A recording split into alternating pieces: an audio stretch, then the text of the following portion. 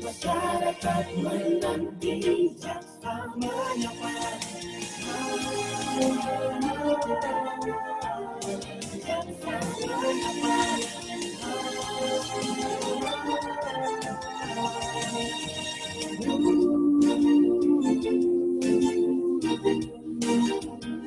Jaksa menyapa.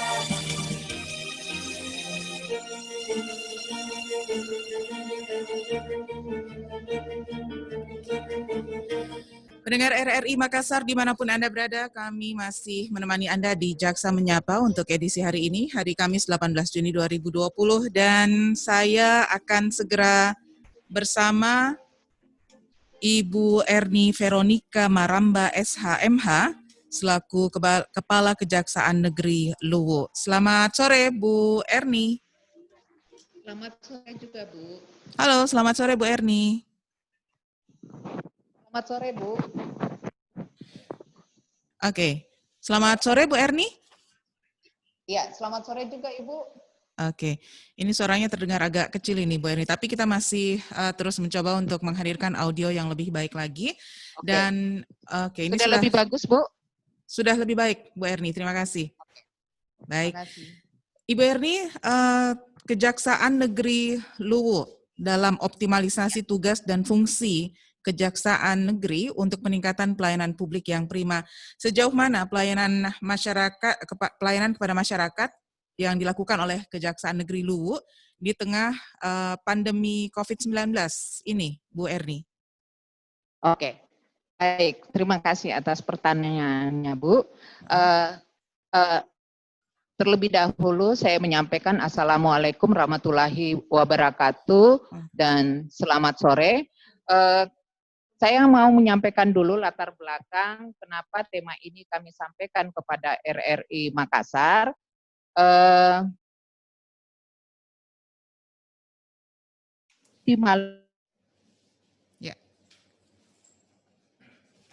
Untuk melakukan peningkatan pelayanan publik yang prima. Latar belakangnya itu karena pada tahun 2019, tepatnya di bulan Desember 2019, Kejaksaan Negeri Luwu mendapatkan predikat sebagai satuan kerja yang berpredikat wilayah bebas dari korupsi. Itu diterima dari Kementerian Kemenpan RB. Nah, kemudian kami Kejaksaan Negeri Luwu merupakan satu-satunya kejaksaan negeri di wilayah Sulawesi Selatan yang menerima penganugerahan tersebut. Kemudian atas capaian tersebut di awal tahun 2020, karena kita tidak berhenti predikat wilayah bebas dari korupsi, maka di tanggal 13 Januari 2020 saya memimpin deklarasi pencanangan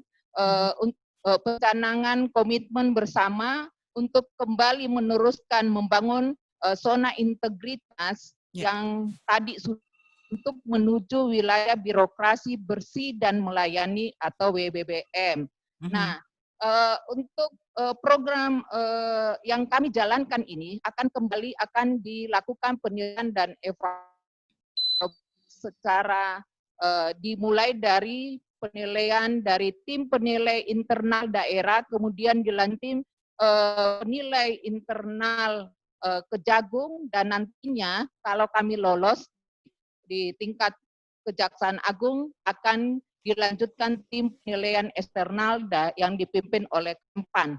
Nah, dalam hal ini memang juga optimalisasi tugas dan si kejaksaan yang kami lakukan itu sesuai dengan arahan Bapak Jaksa Agung Republik Indonesia, sehingga kami tetap melakukan hal tersebut. Lagi kemarin sampai saat ini kita mengalami yang namanya masa pandemi COVID-19. Nah, dalam melakukan optimalisasi tugas pun kita tidak berhenti diam menghadapi pandemi COVID-19 ini. Kami tetap mengoptimalisasikan tugas dan fungsi Kejaksaan Negeri Luwu. Yang kami lakukan, banyak hal yang bisa kami lakukan, melanjutkan program yang sudah kami dapatkan dari wilayah bebas dari korupsi tersebut, layanan tilang dengan menggunakan mesin EC, dan sehingga kita tidak menerima namanya tunai. Kami melakukan ada masyarakat pelanggan ingin mengetahui besaran dendanya, dia akan melakukan SMS yang kemudian dari e-office kami, e-office di kantor Kejaksaan Negeri Luwu akan langsung menjawab secara otomatis berapa besar tilang, kemudian biaya perkara yang dikenakan terhadap tilang tersebut. Itu salah satu yang menjadi layanan unggulan kami kepada masyarakat. Selain itu, di tahun 2009 juga ada pelayanan hukum atau yang mobile, kemudian ada mobil keliling Yangkum, itu yang merupakan program unggulan. Nah, di masa pandemi sekarang ini kami juga melakukan beberapa program unggulan, yaitu pertama, karena di masa pandemi ini ada yang namanya saluran BLT dan dana, sedangkan kami mengetahui karakteristik Kabupaten Luwu itu terdiri 200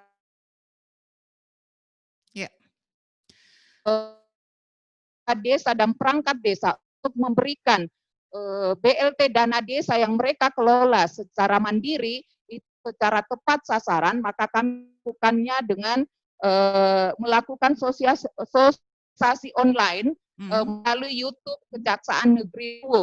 Kemudian juga itu untuk BLT, kemudian juga 2 kali kami lakukan, yang satunya kami melakukan sosialisasi online kembali kepada para kepala desa tentang prioritas penggunaan dana desa. Kemudian juga kami melakukan disko itu diskusi online yang kami inisiasi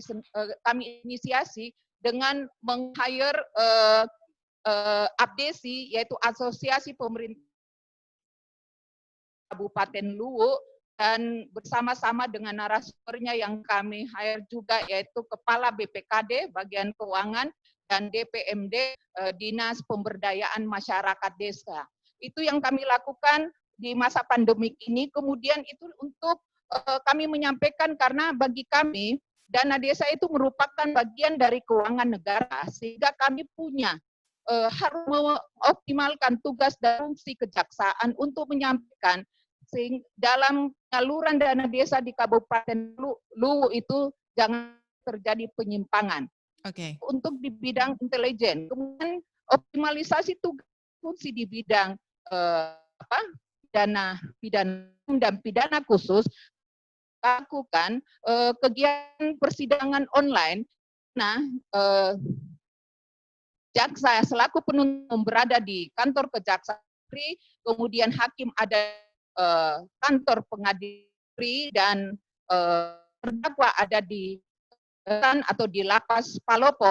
Itu yang kami lakukan. Kemudian juga ada namanya pensangka dan barang bukti tahap 2 secara online, sehingga jaksa menerima tersangka dan barang bukti itu yang disampaikan dari penyidik secara online, itu di pidana. Kemudian di dalam optimalisasi tugas dan fungsi kejaksaan juga, kami dari Kejaksaan Negeri melakukan peningkatan inovasi untuk pelayanan publik ini, dan menyampaikan atau mengumumkan melalui media sosial apa yang namanya call center, website, email. Kemudian kami juga akan sudah launching yang namanya Dumas Online atau pengaduan masyarakat online dengan nomor WA WhatsApp yang ada. Kemudian juga kami melakukan di masa COVID-19 ini karena dibatasinya pelanggar tilang untuk datang ke kantor, menghindari teruskan penyebaran COVID-19 dengan mempermudah barang bukti tilang, pelanggar tilang melalui WhatsApp, dan juga yang menjadi kegiatan dari Kejari Luwu itu selalu disampaikan melalui bagian-bagian dari yang kami lakukan optimalisasi tugas fungsi, dan juga termasuk kami ini kepada pemerintah Kabupaten Luwu, Pemerintah daerah Kabupaten Luwu mau melakukan apa untuk kegiatan refocusing kegiatan dan alokasi anggaran. Kami menawarkan kepada Kabupaten Luwu untuk bisa mendampingi kegiatan tersebut dan juga dengan melakukan pengamanan kegiatan penanganan COVID-19 di masa COVID-19. Itu gambaran yang bisa kami sampaikan kepada RRI masyarakat. Baik, baik. Ibu Erni, kita akan buka kesempatan pendengar kita untuk berinteraksi sebentar melalui line telepon di 3621-853, kode wilayah 0411. Setelah kita lewatkan dulu satu persembahan berikut ini, Bu ya, tetap bersama kami melalui aplikasi meeting ya. Dan pendengar, untuk Anda yang ingin bergabung, kami nantikan Anda di 3621-853 setelah yang berikut ini. 18 Juni 2020 masih bersama saya Melani Ahmad, dan pendengar, kita lanjut lagi perjalanan kita di kesempatan sore hari ini dengan Ibu Erni Veronica Maramba SH, MH, Kepala Kejaksaan Negeri Kabupaten Luwu. Baik, Bu Erni, ada beberapa penyampaian tadi yang sudah dihadirkan bagaimana saat ini Kejaksaan Negeri Luwu dalam masa pandemi COVID-19 menjalankan dua fungsi. Fungsi pertama yaitu tetap menjalankan tugas pokok dan fungsi kejaksaan, dan fungsi yang kedua adalah untuk mencegah penyebaran atau memutus mata rantai penyebaran COVID-19. Nah, ketika melakukan beragam kegiatan yang harus dialihkan ke dalam jaringan atau online ini, apakah dalam melakukan hal tersebut tidak ada, misalnya dalam melakukan persidangan yang online, apakah tidak menghilangkan hak-hak dari terdakwa, serta bagaimana mengatasi kendala-kendala yang mungkin saja muncul ketika proses ini harus dilakukan dalam jaringan?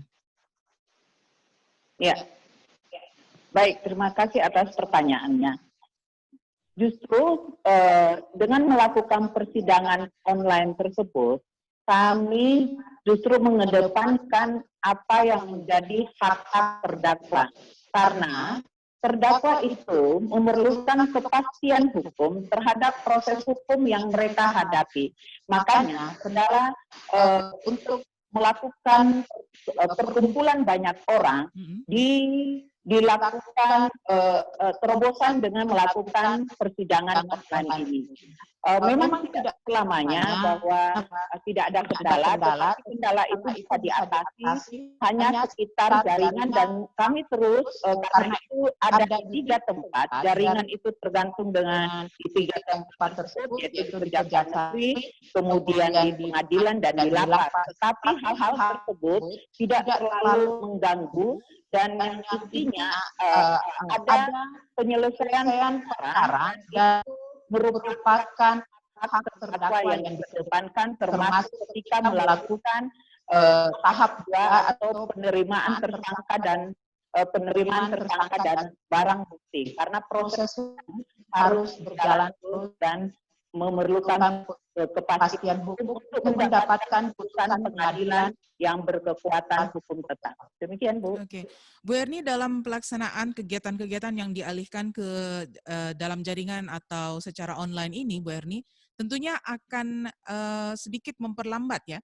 Apakah ini akan mengurangi capaian kinerja yang mungkin tahun lalu bisa menyelesaikan sekian kasus, namun tahun ini karena semuanya beralih ke online, ke daring ya dalam jaringan, ini akhirnya menjadi hambatan untuk menyelesaikan kasus-kasus yang ada, perkara yang ada?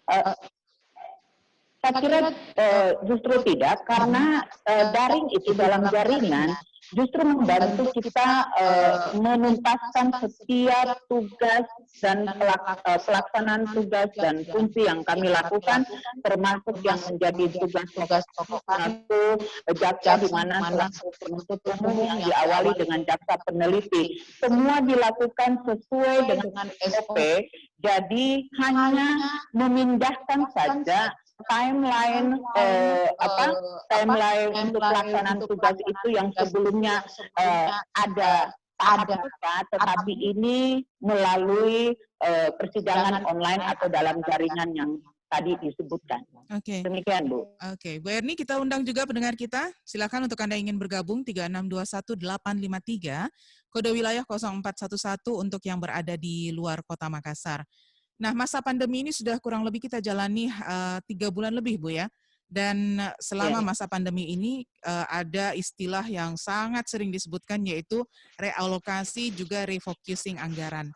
Nah, Kejaksaan menjalankan perannya di sini untuk menghadirkan fungsi pencegahan dengan bentuk pendampingan di beberapa kejaksaan negeri ya sudah ada. Apakah di Luwu seperti itu juga, dan sejauh ini setelah 3 bulan masa pandemi, apakah Kejaksaan Negeri Luwu sudah menerima aduan-aduan atau sudah ada perkara yang masuk sehubungan dengan penyimpangan penggunaan refocusing atau realokasi anggaran tadi? Baik, kami seperti kejaksaan, satuan kerja kejaksaan yang ada di seluruh Indonesia, memang berinisiatif menyampaikan ke masing-masing wilayah hukum, pemerintah daerah di wilayah hukum masing-masing kejaksaan untuk menyampaikan agar pemerintah daerah bersedia didampingi dalam melakukan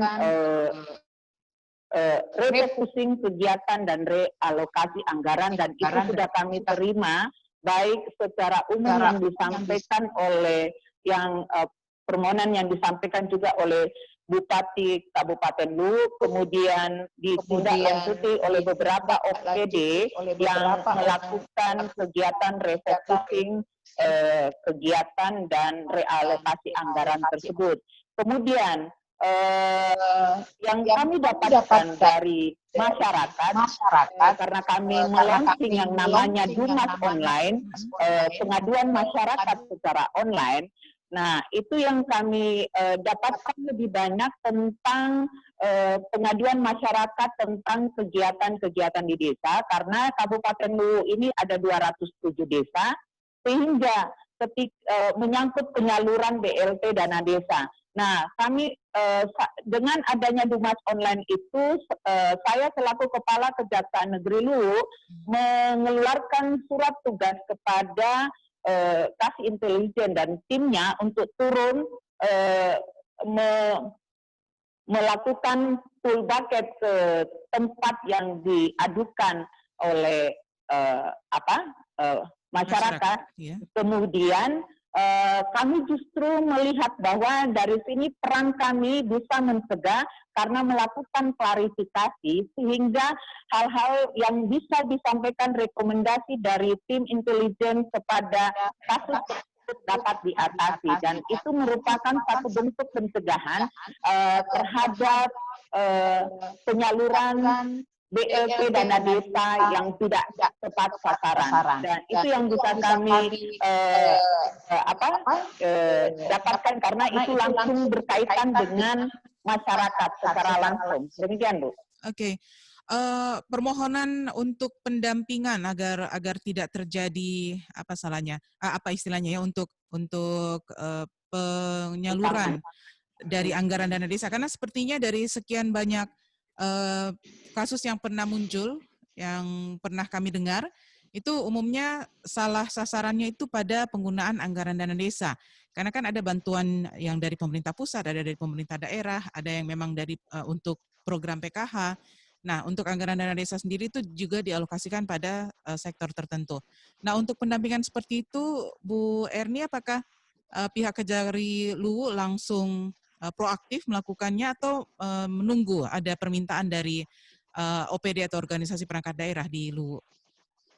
Jadi seperti yang sudah kami singgung di depan, bahwa memang tentang BLT dana desa itu menjadi sesuatu yang menjadi perhatian seluruh masyarakat.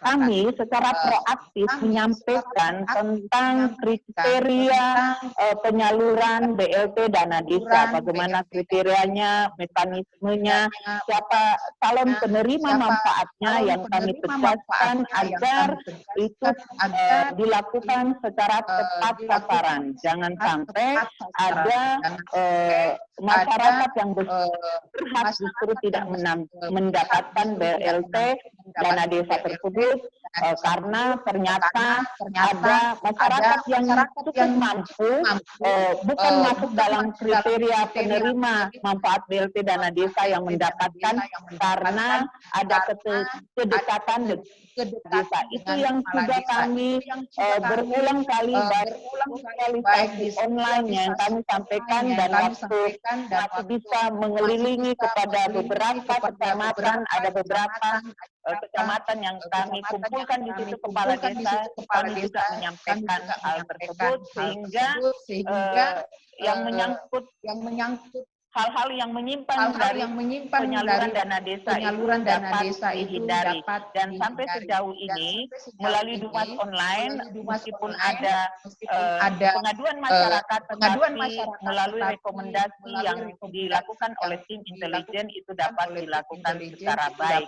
Dan sampai saat ini semua sudah berjalan dengan lancar. Kami mengapresiasi apa yang sudah dilakukan oleh para kepala desa yang ada di Kabupaten Luwu ini, karena makanya kami mempermudah informasi yang disampaikan, sosialisasi pemahaman tentang penyaluran BLT dana desa itu melalui sosialisasi online, melalui YouTube Kejari Luwu. Demikian Bu. Baik, Bu Erni, saya undang kembali pendengar kita 3621853 kode wilayah 0411 untuk yang berada di luar Kota Makassar. Nah, ini sudah ada penelpon kita. Oke, masih menunggu tersambung ya. Bu Erni dalam menjalankan profesi sebagai jaksa, ini kabarnya profesi jaksa ini merupakan salah satu profesi yang juga sangat rentan dengan yang namanya ancaman, gangguan, seperti itu, atau bisa dikatakan kalau levelnya agak sedikit tinggi, ini teror gitu ya. Nah, selama melakukan pengamanan atau pendampingan hukum terhadap kegiatan refocusing anggaran ini, apakah teman-teman kita di Kejaksaan Negeri Luwu itu mengalami hal tersebut atau aman-aman saja nih Bu?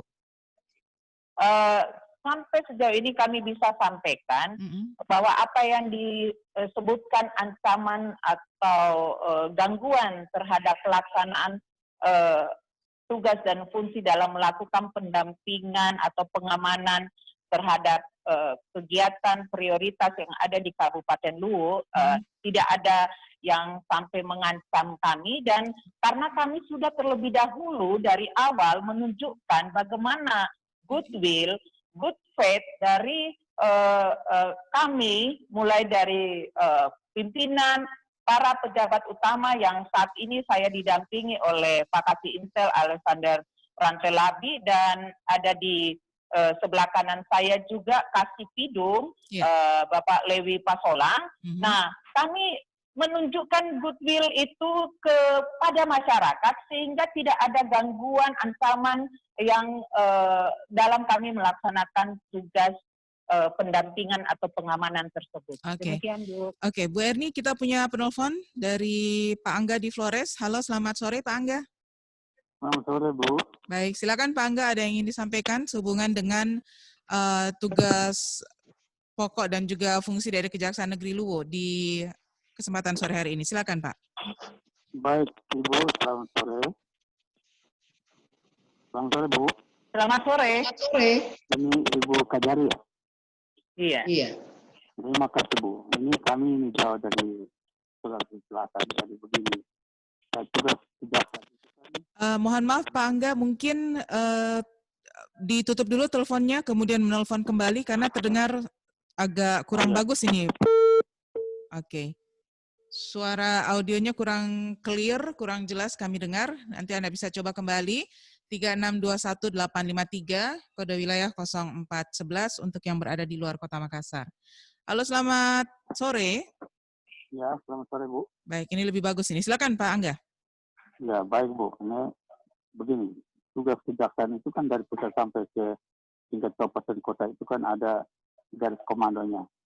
Dan ada program-program yang harus dilaksanakan. Tetapi kebijakan kejaksaan baik tingkat kabupaten kota maupun tingkat provinsi itu seperti apa? Karena begini, pengawasan yang disebut waskat itu kan sepertinya jalan di tempat Ibu, bukan hanya di satu daerah kelihatannya. Lalu sekarang kan ada yang dikerjakan oleh kepolisian, ada yang dikerjakan oleh KPK.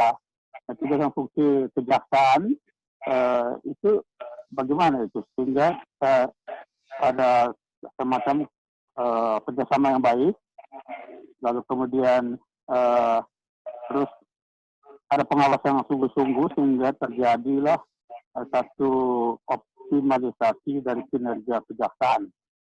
Baik. Nah, kalau mungkin Ibu sudah terapkan di Luhut sana, tapi ini kan fakta ada. Lalu yang kedua Bu, kejaksaan itu kan tugas penyidik. Nah, bagaimana kejaksaan bisa melihat secara jeli apa yang dilakukan kepolisian sebagai penuntut. Kepolisian kan penyidik. Apakah setiap laporan dari kepolisian atau ajuan dari kepolisian itu dianggap benar semua atau bagaimana? Karena kelihatannya walaupun tidak sesuai dengan fakta di lapangan kok itu diterima lurus-lurus oleh kejaksaan lalu diteruskan ke pengadilan. Baik. Dengan dengan tuntutan hal-hal ayat sekian. Baik. Terima kasih. Baik, terima kasih Pak Angga. Waalaikumsalam. Baik, Bu Erni, kita bisa mulai memberikan tanggapan untuk Pak Angga di Flores. Ini tentang pengawasan melekat atau waskat yang katanya jalan di tempat. Kemudian bagaimana aparat penegak hukum atau APH ini dalam bersinergi antara kepolisian, KPK, dan juga kejaksaan yang hampir-hampir di setiap aparat ini juga memiliki fungsi penyidikan seperti yang dimiliki oleh kejaksaan sendiri. Silakan Bu Erni. Iya. Terima kasih Bu. Terima kasih Pak Angga atas pertanyaannya mengenai pengawasan melekat.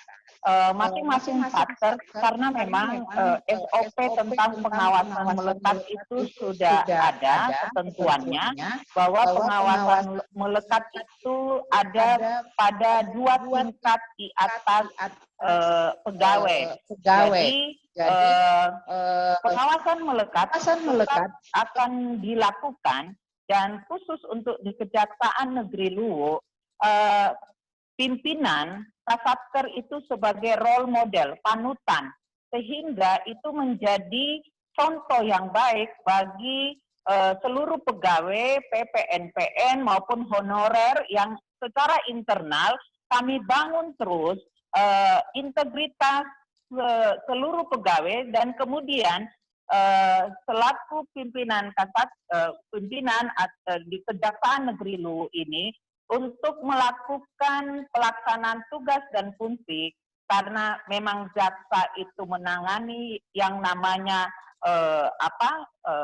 penanganan perkara atau pekerjaan teknis lainnya, maka selaku pimpinan saya selalu meminta agar masing-masing misalnya penanganan perkara ketika jaksa akan melakukan rencana tuntutan, maka saya minta untuk dilengkapi yang namanya akta integritas, di mana jaksa yang bersangkutan menyatakan bahwa dia tidak melakukan konflik kepentingan terhadap kasus yang ditanganinya, tidak terlibat KKN. Nah, itu pernyataan itu bagi saya sebagai kontrol terhadap jaksa yang melakukan tugas tersebut.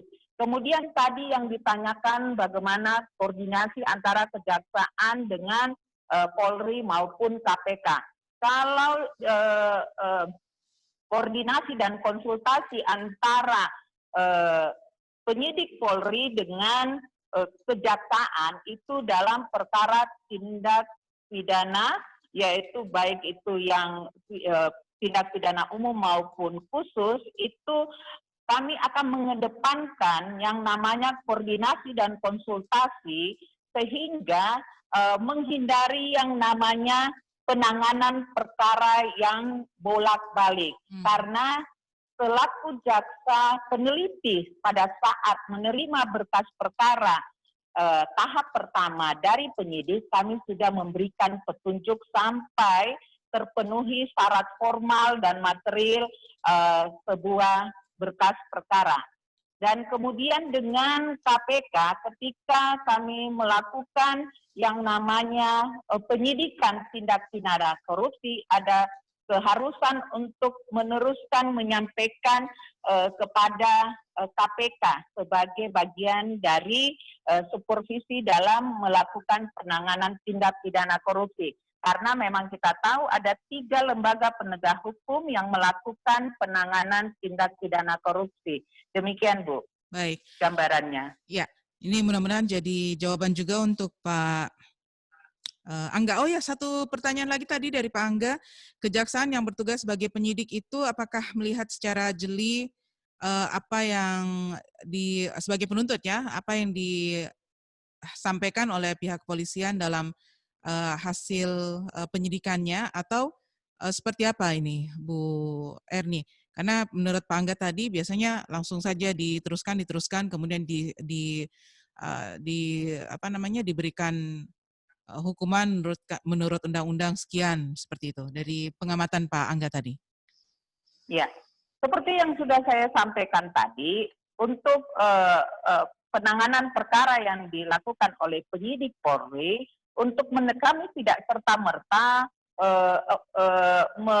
menyetujui hasil penyidikan tersebut, tetapi memang sebelum jaksa selaku penuntut umum terlebih dahulu dengan terbitnya namanya P16, yaitu jaksa selaku jaksa peneliti, itulah melakukan koordinasi dan konsultasi, memberikan petunjuk apabila berkas perkara yang diteliti tersebut masih terdapat kurang lengkap, baik syarat formal dan syarat formal maupun material. Nah, itulah bagian dari kami untuk melakukan hal tersebut, sehingga tidak ada perkara yang kami bawa ke persidangan kalau kami sendiri selaku jaksanya yang akan menyidangkan tidak yakin terhadap alat bukti yang cukup terhadap perkara tersebut ketika akan disidangkan. Jadi itu kami bisa memastikan dan akan selalu dilakukan koordinasi ekspos perkara apabila itu ada yang perlu disampaikan, dan itu kami dorong terus kepada para jaksa di Kejaksaan Negeri Luwu untuk melakukan hal tersebut. Demikian, Bu. Oke, Bu Erni, kita kembali lagi pada tugas tambahan ini ya untuk kejaksaan selama masa pandemi, yaitu melakukan pengamanan, pendampingan dalam penggunaan refocusing atau realokasi anggaran. Apakah sejauh ini dari 3 bulan terakhir ini pihak Kejaksaan Negeri Luwu sudah menerima keluhan mungkin dari masyarakat ya seputar penyaluran realokasi anggaran tersebut? Tapi sebentar dijawab, Bu. Kita terima penelpon berikut ini. Halo, selamat sore. Selamat sore. Baik, silakan Pak Angga lagi nih ya di Flores. Halo, Pak Angga. Oke, baik, sepertinya terputus. Nah, kita lanjut lagi nih, Bu Erni. Untuk penggunaan realokasi anggaran yang ternyata sudah terlanjur disalurkan, tapi ini ternyata ada penyimpangan di situ. Apakah penyimpangan itu disebabkan karena ketidaktahuan dari OPD yang mengeluarkan anggaran tersebut? Nah, ini bagaimana cara Kejaksaan Negeri Luwu mengatasi hal seperti ini, Bu? Ya, kalau berkaitan dengan OPD untuk penyaluran dalam masa pandemik ini, yang seperti misalnya yang ditangani oleh Dinsos ada bantuan bansos tunai, dan itu juga kami sudah melakukan berinisiatif mengundang misalnya dinas sosial yang menjadi perpanjangan tangan dari Kemensos untuk mengelola hal tersebut, bansos tunai, PKH maupun program sembako atau BPNT, termasuk prakerja yang nantinya itu kami sudah melakukan rapat dan mengingatkan hal-hal itu agar semua dilakukan itu secara tepat sasaran.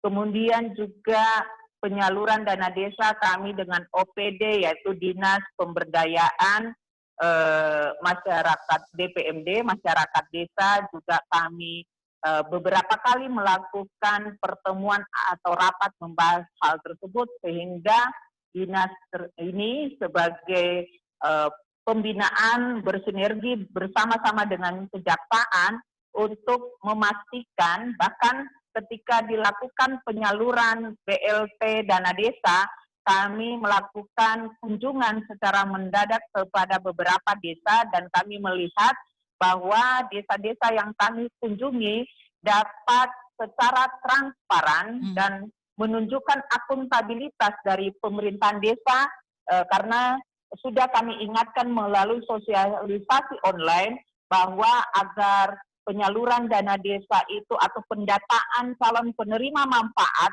itu melalui musdes khusus di desa tersebut, dan semua masyarakat desa bisa menerima terhadap putusan yang diambil berdasarkan musdes khusus tersebut.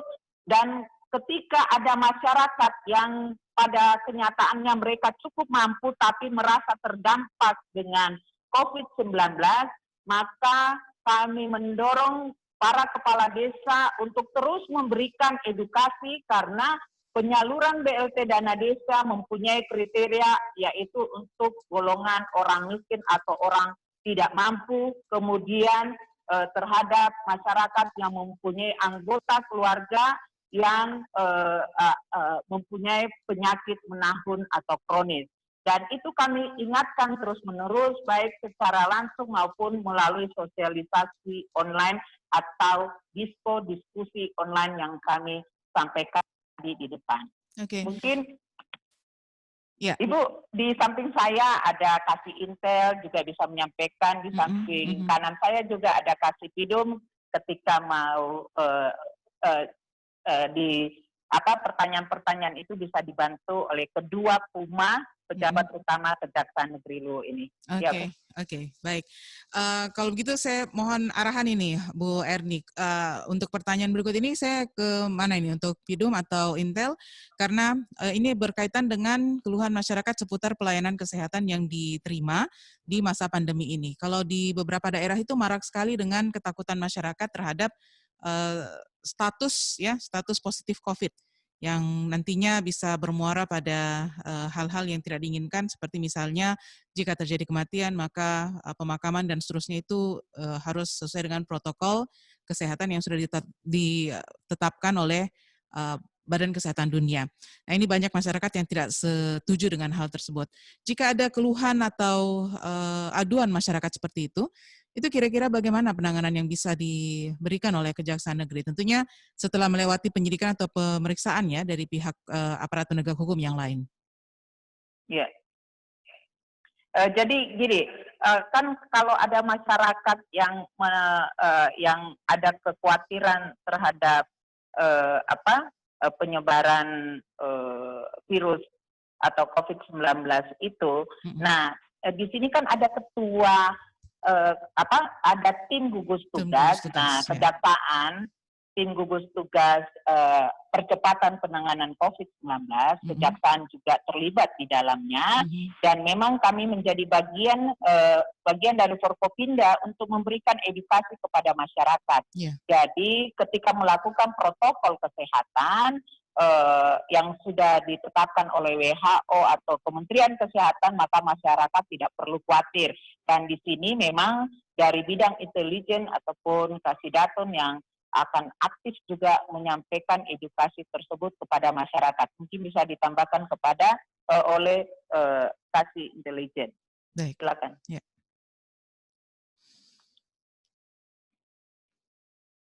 Baik, silakan Pak Kasih Intelijen. Baik, terima kasih. Ya. Assalamualaikum warahmatullahi wabarakatuh. Waalaikumsalam. Pertama-tama saya menyapa pendengar RRI di seluruh Indonesia, khususnya wilayah Makassar. Sebagaimana disampaikan oleh pimpinan kami dan beberapa pertanyaan terkait pendampingan kami dalam hal penanggulangan COVID-19 ini, dari pertanyaan-pertanyaan yang diajukan, beberapa yang bisa saya tambahkan. Pertama, tadi dari anggota polisi, kalau saya tidak salah, hasil penyidikan kejaksaan langsung disodorkan ke pengadilan untuk disidangkan. Dalam hal ini, tanggapan kami bahwa kami khususnya di Kejaksaan Negeri Luwu senantiasa mengedepankan gelar perkara. Yeah. Sehingga dalam penanganan perkara-perkara korupsi yang merupakan hasil penyelidikan kami, tidak serta-merta kami sodorkan. Dan kami senantiasa juga melaporkan ke tingkatan yang lebih atas Kajati dalam hal ini, sehingga manakala dimaknai bahwa kami dalam melakukan penyelidikan langsung kami sodorkan ke pengadilan. Selama kami bertugas di Kejaksaan Negeri Luwu ini, pola-pola demikian tidak kami terapkan, karena kami lebih mengedepankan keadilan restoratif, di mana sekarang dituntut untuk para penegak hukum mengedepankan keadilan restoratif. Kemudian khusus dengan COVID-19 ini, yang dimaknai bahwa ada penyimpangan anggaran dalam masa pandemi. Nah, pada tahap pertama penanggulangan COVID ini, memang pihak kejaksaan belum dilibatkan, khususnya Kejaksaan Negeri Luwu. Yeah. Pertama, dalam hal sesi pertama penanggulangan COVID di Kabupaten Luwu. Sehingga untuk mencari solusi itu kami hanya bisa menyarankan untuk dilakukan audit hukum terhadap kegiatan-kegiatan yang sudah dilakukan oleh gugus tugas yang ada di lapangan di tahap pertama itu. Kemudian di tahap kedua kami langsung melakukan pemantauan turun ke lapangan dengan melihat kondisi-kondisi lapangan, bagaimana gugus tugas di lapangan, bagaimana perlakuan terhadap masyarakat, apa-apa yang sehingga alhamdulillah sejauh ini tidak ada keberatan dari masyarakat karena melihat proses-proses pendampingan yang kami lakukan. Nah, memang pada tahap pertama itu dipersoalkan disinyalir ada penyimpangan karena memang penanggulangan COVID ini membutuhkan tindakan yang harus sesegera mungkin dilaksanakan. Sehingga pada saat itu belum sempat mengajukan pendampingan ke kami. Namun kami sarankan untuk dilakukan audit hukum. Baik. Dan manakala ditemukan bahwa ada indikasi di kemudian hari, maka disarankan kepada gugus tugas untuk mengembalikan. Nah, inilah yang kami lakukan. Kemudian khususnya yang ditanyakan oleh pewawancara, khususnya masyarakat yang dimaknai positif terpapar COVID, lalu dalam hal pemakaman terkadang menimbulkan polemik di masyarakat. Nah, ini kami bisa menjawab bahwa tugas kami dalam hal pendampingan khusus dalam penggunaan anggaran. Oke. Masalah pemakaman, misalkan ada masyarakat yang terpapar COVID, kami hanya bisa menyarankan kepada gugus tugas yang di lapangan, dalam hal ini Dinas Kesehatan, untuk benar-benar bisa membuktikan bila mana yang bersangkutan benar-benar terpapar dengan menunjukkan hasil Tes ya. tes, Pemeriksaan. hasil pemeriksaan dari pihak rumah sakit. Mungkin ini yang bisa saya tambahkan. Assalamualaikum warahmatullahi wabarakatuh. Waalaikumsalam warahmatullahi. Baik, itu merupakan jawaban sekaligus juga penjelasan yang terakhir ini ya dari teman-teman kita di Kejaksaan Negeri Luwu, dan Ibu Erni serta kawan-kawan di sana. Ini kita akan segera mengakhiri kebersamaan kita dalam Jaksa Menyapa untuk hari ini. Saya terima kasih banyak untuk yang sudah disampaikan oleh Bu Erni tadi. Mudah-mudahan dapat sukses terus dengan kegiatan-kegiatan rekan-rekan kita di Kejaksaan Negeri. Sekaligus juga tetap memperhatikan protokol kesehatan karena kita masih dalam masa pandemi untuk mencegah penyebaran COVID-19. Bu Erni dan juga teman-teman, terima kasih sekali lagi. Sampai jumpa di edisi. Kami juga menyampaikan terima kasih kepada Ibu penyiar, sehingga apa yang menjadi optimalisasi tugas dan fungsi Kejaksaan Negeri Luwu ini bisa tersampaikan kepada masyarakat, dan Kejaksaan Negeri Luwu makin dikenal oleh masyarakat kinerjanya. Kami melakukan bisa mempertanggungjawabkan akuntabilitas kinerja Kejari Luwu kepada masyarakat, khususnya bagi masyarakat Luwu. Terima kasih dukungan dari RRI Makassar. Baik, terima kasih. Selamat sore Bu Erni. Sampai jumpa. Selamat sore Ibu. Warahmatullahi wabarakatuh. Waalaikumsalam warahmatullahi wabarakatuh. Baik, mendengar demikian telah kami hadirkan Jaksa Menyapa untuk edisi hari ini, dan kita akan jumpa lagi di edisi yang mendatang dalam Jaksa Menyapa. Terima kasih Anda telah mengikuti dialog interaktif Jaksa Menyapa. Partisipasi Anda membantu meningkatkan dukungan dan kepercayaan publik terhadap institusi penegak hukum.